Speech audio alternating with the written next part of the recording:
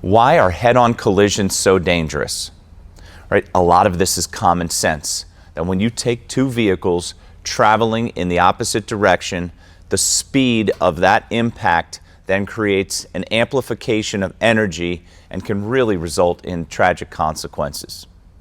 Now, fortunately, head-on collisions are quite rare, but when we see them, it is normally because one of the two drivers is impaired. There should never be a circumstance when two vehicles are traveling on the same path, and it is normally because one of the two drivers has put him or herself in a position because they were impaired. Now, if you have been injured or a loved one has been killed as a result of one of these head-on impacts, you absolutely need a lawyer, and we have handled many of these cases successfully before.